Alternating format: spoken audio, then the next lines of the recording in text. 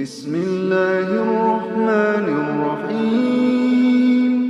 كما أرسلنا فيكم رسولا منكم يتلو عليكم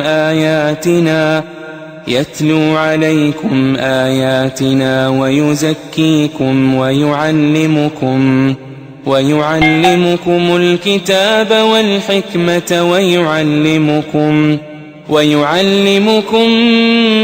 ما لم تكونوا تعلمون فاذكروني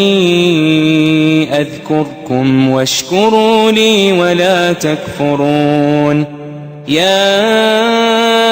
أيها الذين آمنوا استعينوا بالصبر والصلاة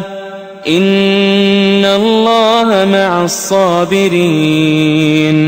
ولا تقولوا لمن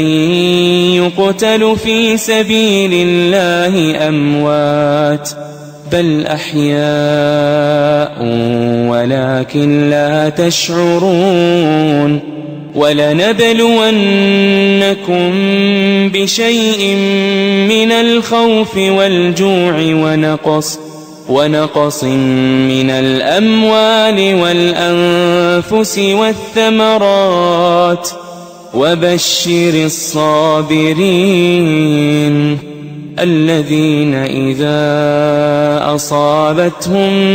مصيبة قالوا إنا لله